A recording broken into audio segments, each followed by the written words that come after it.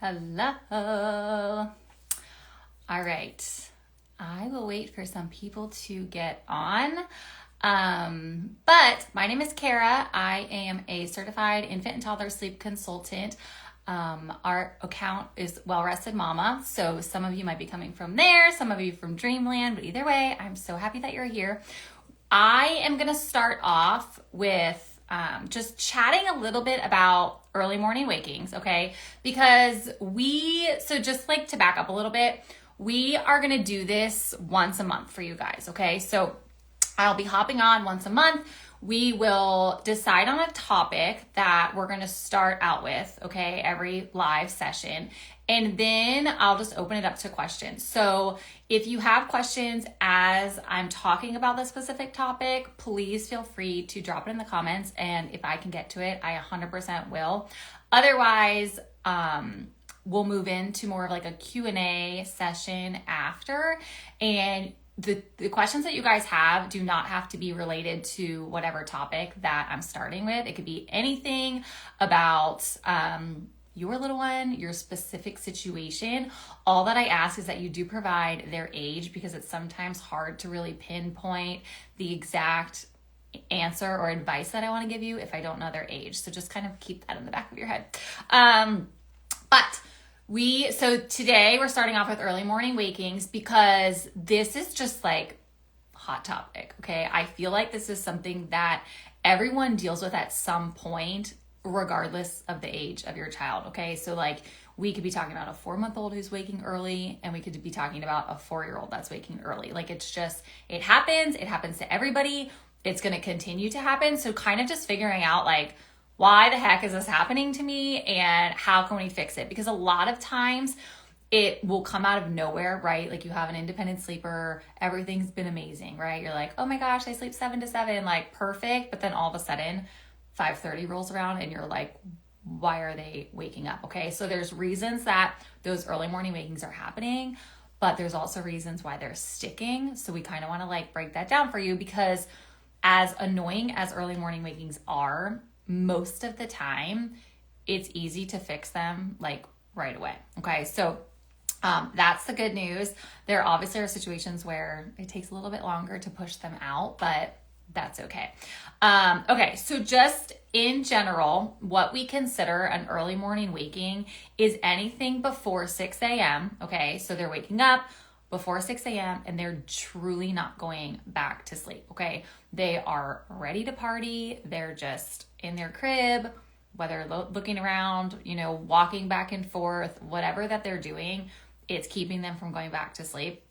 Same thing with the big kids. Like I remember Caleb went through it for a little bit. He would be up at like 4:30, just like singing on the monitor. And I would just do the whole like turn off situation, because I'm like, what is he doing? But obviously I'll get to why he was doing that. And we just want to push them out. Okay. So anything before 6 a.m. is considered an early morning waking. And we always want to make sure that we're starting our day after 6 a.m. because when you do start to intervene before 6 a.m., it's technically considered a middle of the night waking. So whenever that's happening, those things can like cause them to stick, and we don't want to do anything to encourage those early morning wakings, and we don't want to do anything that's going to like make them hang around. Okay. So the biggest reason your little one's waking up early is because they're going to bed overtired. I would say that is the number one culprit of a baby that is waking up before 6 a.m. and just genuinely not going back down. Like I'm talking, you even try to do all the tricks that you do, passy, feeding, rocking, anything like that, and they're just like, nope, ready to go. They're going to bed overtired. So that's where we want to look at that daytime schedule and really figure out, why is this happening? Okay. Now, the biggest thing is going to be the day could be great. Okay. Like you're like, this makes no sense. They're not overtired. They, took 2 great naps today, whatever it may be.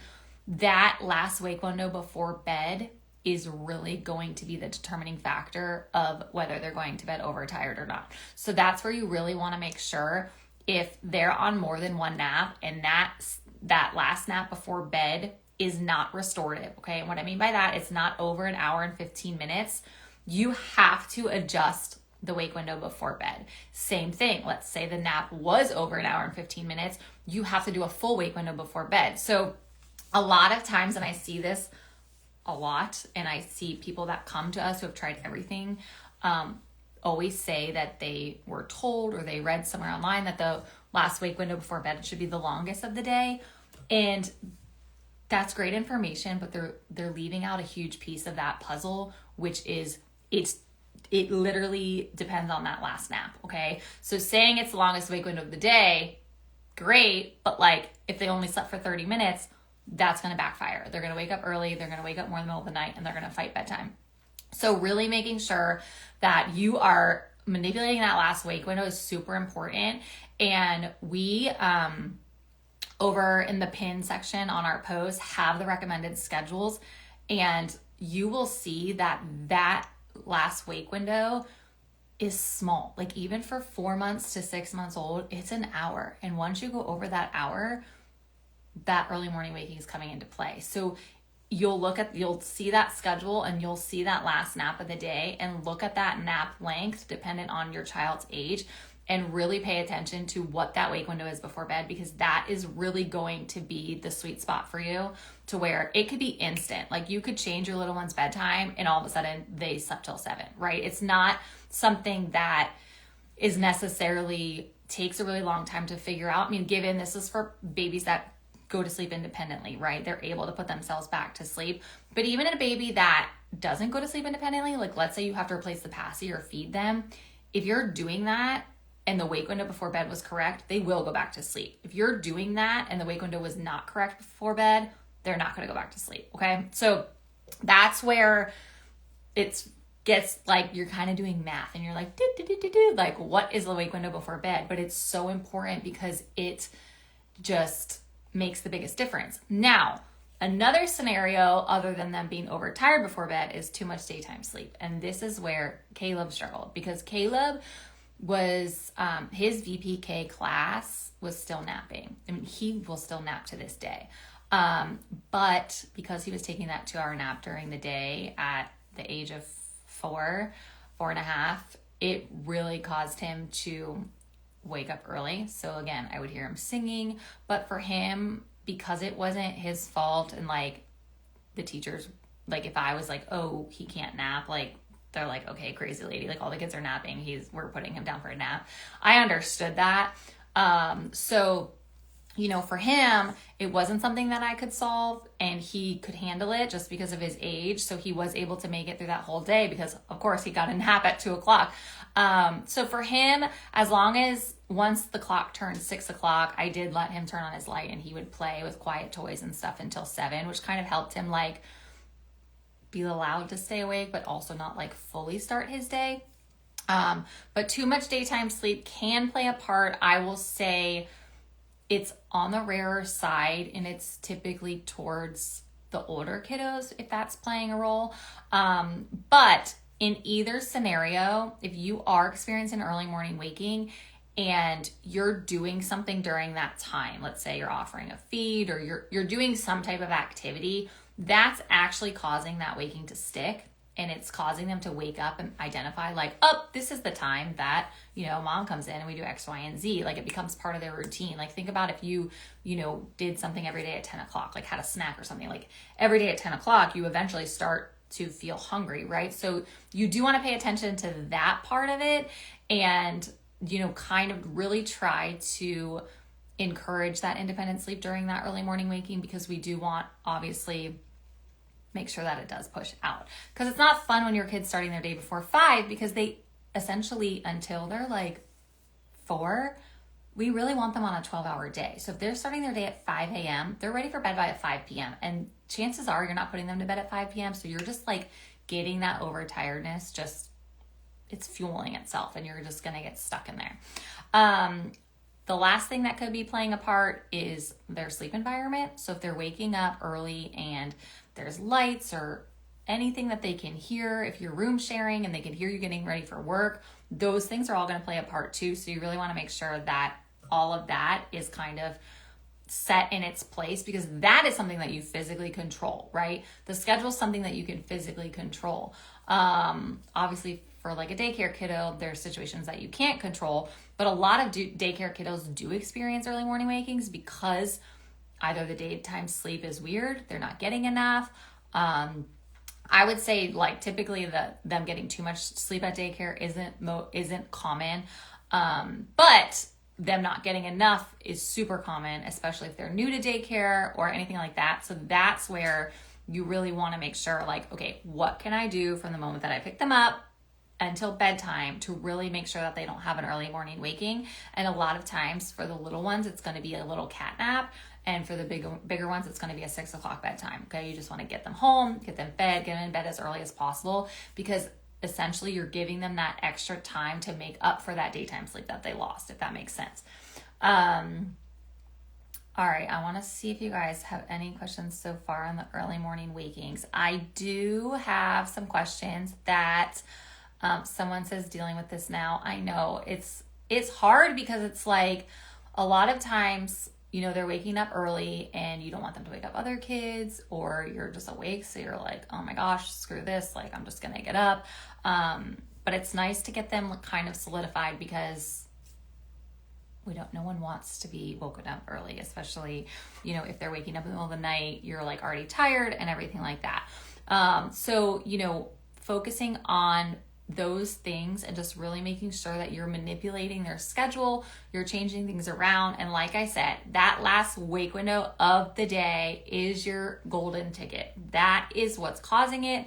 That is why it's happening. So if you are experiencing that right now and you want to drop the age of your little one and the time, their nap schedule or whatever, and the time that they're waking up, I can take a look at that and kind of like dissect it for you and see if I can give you some direction on where to take that. Okay. So a couple questions that were submitted, and these are not early morning waking related. They're just questions that came through.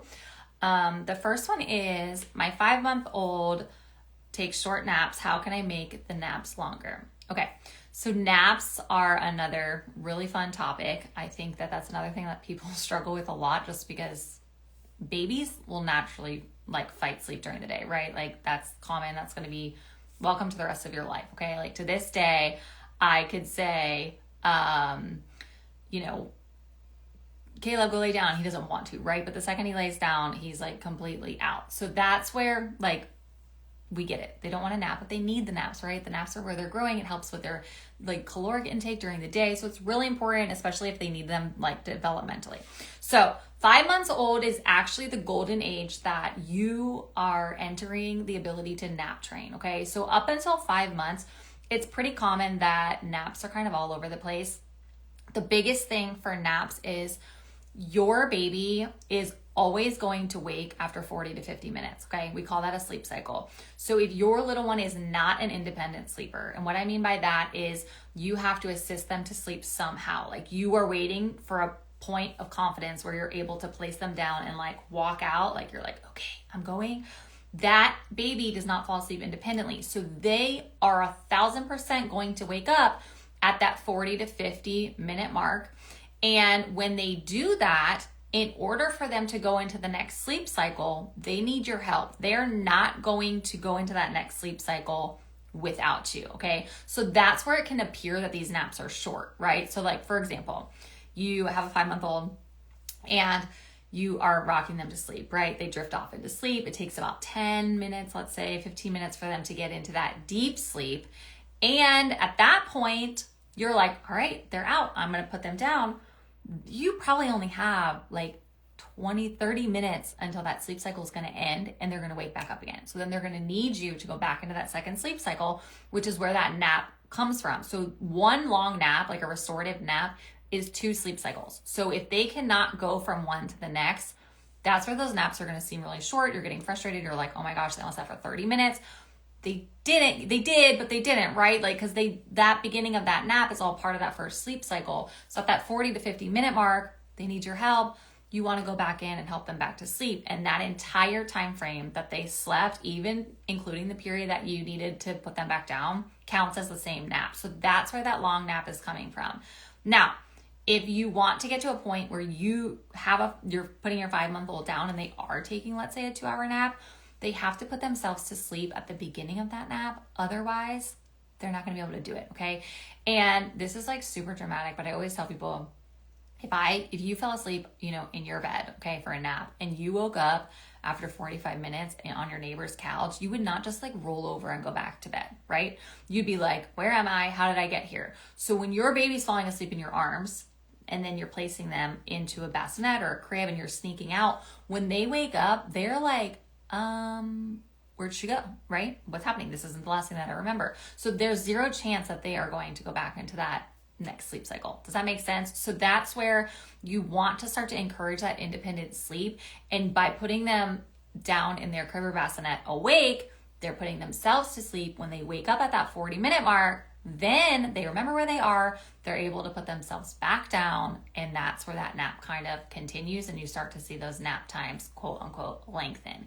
Even though that same process is happening, 40, 50 minutes awake, 40, 50 minutes, right? There's your 2-hour nap, but it's the determining factor is whether they need you in the middle in order to connect the two to get that longer nap in. So I hope that helps. All right, the next one is 9 months, they wake at night after the weighted sleep sack for 2 weeks. Okay, so the weighted sleep sacks is like, we love them, okay? I am a huge weighted sleep sack person. If someone's starting sleep training with us and they do not have a sleep sack, we are always recommending the Dreamland weighted sleep sack. Now, that sleep sack is helping with the soothing, okay? It's not going to just make them sleep 12 hours, right? They still need that skill of putting themselves to sleep in order for that soothing process to happen. And the sleep sack like almost expedites that soothing process and helps them fall back asleep faster, but they still need the foundation and the ability to do it like in the first place, okay? So if your 9-month-old is still waking at night and you're feeding or rocking or doing anything like that, my instinct tells me that when you're putting them into the crib at bedtime, they're already asleep, right? So kind of same thing with that nap discussion. If they wake up in the crib and the last thing that they remember is assistance, right, from you, they need that again. That's what they're looking for, right? They're not, magically just going to, identify that they're wearing the weighted sleep sack and they can go back to bed. If they have the ability to soothe themselves, that weighted sleep sack is going to help them soothe faster because it's calming and it's helping them with that process, if that makes sense. Now, if your 9-month-old does go into the crib independently, okay, let's say, you put them down, they go to sleep, that they are doing independent sleep. So then during the night, you want to continue to allow them to do that process. If you're going in and assisting them, that's where those wakings become habitual and they wake up and they identify that you're coming in to do X, Y, and Z. Even though they have the skill to go back to sleep independently, you might not be giving them the opportunity to do so. So that's where you'd want to kind of really decide like, yes, they're an independent sleeper. So now I need to get them to do the independent sleep during the night. Or they're not an independent sleeper at all, so I need to start with bedtime, teach that independent sleep, and implement that sleep training again throughout the middle of the night. And that sleep sack, in addition to the sleep training, is where you'll get there the fastest. Okay, one question came through. How long does it usually take for a baby to learn to fall asleep on their own? Guessing it takes some practice. Okay, so this is kind of a two-sided question or two-sided answer, I should say. When we are sleep training, okay, let's say we have a baby who does not. They feed to sleep, they eat 4 times in the night, right? Like they're eating all night long. For nighttime sleep, they typically, and obviously all babies are different, but typically within the first 3 to 4 nights, we are seeing significant progress to where that baby is putting themselves to sleep within the appropriate time frame, and night wakings are pretty much faded out. However, that's nighttime sleep, okay? Daytime sleep takes a lot longer. I would say daytime sleep can take 2 to 3 weeks to really solidify. Again, it really depends on the consistency during the day. That can make it harder. The timing, like, are you following a set schedule? Are you consistent with every single nap? those situations you can kind of see it fall into place a little bit faster. But that's kind of like my short answer. I would say like less than 5 days for nighttime sleep. Daytime sleep, you really have to be patient and super consistent, and it unfortunately can take like 2 to 3 weeks. Okay. All right, I tuned in at the right time, 5-month-old with 30-minute naps. Yes. So you want to kind of take a step back and think like, are they falling asleep independently? Am I helping them? And then you kind of get to that solution of what's needed during that sleep cycle shift. All right. Ages 7.5, 3, 1.5, and 2 weeks. Oh, congratulations. 3-year-old was a consistent 12 to 13 hour sleeper until January. Then he woke up every night for a couple hours and now consistently waking 4:30 to 5:30. So my question for you would be, as a 3-year-old napping, and what is that nap schedule? Because that nap might be playing a part in that daytime sleep. And 4:30 to 5:30 wide awake, is he going back to sleep, or are you starting the day? All right, what age do you suggest we discontinue the use of sleep sacks? Like never. No, I'm just kidding. When they go into the big bed, that's when I personally stop, just because obviously they're in a big bed. But as long as they're in the crib, I would recommend using the sleep sack. The sleep sack does a couple things, okay? It is a materialistic way for them to identify that it's time to sleep, okay? So think of it as part of their bedtime routine, right? Once they see that sleep sack, they know, like, I'm going to bed soon.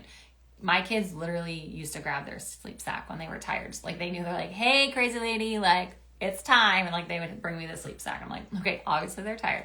So it's that connection that we want them to make. The second thing is we want to avoid them climbing out of the crib, right? For as long as possible.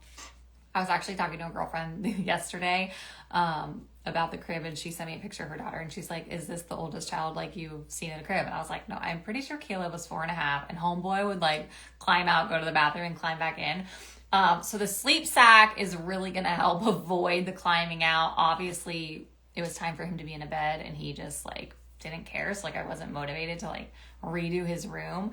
But ultimately, if they're in the crib, that sleep sack is going to decrease the like mobility for them to like lift their leg, if that makes sense, because we don't want them being able to like launch their bodies out. But I would say, once they're out of the crib, because then they have a comforter and pillows and stuff like that, so like they don't really need the sleep sack. All right, my son is 3 and loves his sleep sack. I wish there was bigger sizes or more weighted options.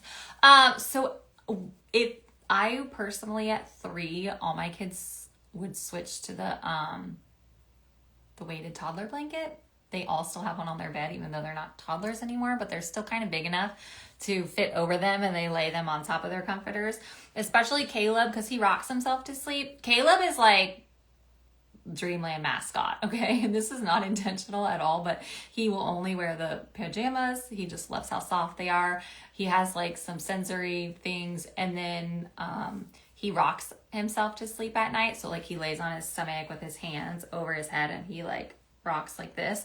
So the weighted blanket kind of helps with the intensity of the rock. And I used to have to send it to school because his rocking would disrupt the other kids. So I was like, put the weighted blanket on him, and then he was able to kind of just like, he could still rock, but it didn't have to be as aggressive because he felt the weight on him. So that's a good option for 3-year-olds, right? They're bigger. Because yeah, like the weighted sleep sacks, I mean, at that age, I don't, you know what I mean? They're like kids at that point. So that's where I would maybe make that shift to the more like bigger kid products that they have. Okay. All right. And then another question that I got submitted, if you guys are submitting more, is baby will nap on his own, but not at night. Tips to sleep independently at night. Okay. So our little one's brains actually process night and day differently. So this is where this is coming into play. Typically, one or two things are different, right? something is daytime is either super consistent or you've always done the same thing. Nighttime, you're possibly offering something at those wakings that's causing them to stick. The good news is that they have the skill to sleep independently if they're napping independently during the day. So it's just a matter of you enforcing that at nighttime and really making sure that you're not doing anything to give them a reason to want to be up or want to stay up. My guess would be that your little one is over 4 months and 12 pounds. I'm just guessing. So if that is the case, they do not need to eat in the night for nutritional purposes. So that is where you really want to focus on, putting them down independently at bedtime and allowing them to go back to sleep during those nighttime wakings. You can implement sleep training, especially if they don't go to bed even independently at the start of the night. That's where you want to start so that when they wake up in the middle of the night, they remember where they were. Like I said, they have the ability to do it during the day. So we know that they know how to do it. It's just a matter of teaching them that hey, we're going to do this at nighttime too. And we do see this a lot, especially with kids that go to daycare. We will have clients who, their baby will only fall asleep nursing. They wake up in the night, nurse all night, but then during the day, they sleep independently at daycare, right? And it's your teacher's not nursing them to sleep. So we know that they don't need to be nursed to sleep, but they associate that process with you at night. So that would be something to consider. Is your childcare different during the day? That could be playing a part. But you do want to make sure that whether it's a nap or bedtime, that you're kind of doing that process very similar, right? You don't have to do a full bedtime routine for nap time, obviously, but I would just make sure that process is similar every time you're leading up to sleep so that they're able to identify okay, I'm going to sleep. But yeah, the biggest thing is they do process day and night differently. So that's where it can get a little bit tricky. But like I said, you have the hard part over. Your naps are good, your nights are bad. Naps are harder to teach, nighttime are easier. So that's where you really just want to dial it in. And I would guarantee you within the first 2 or 3 nights, everything is kind of solidified for you. Okay, I saw a question come through. Let me see if I can find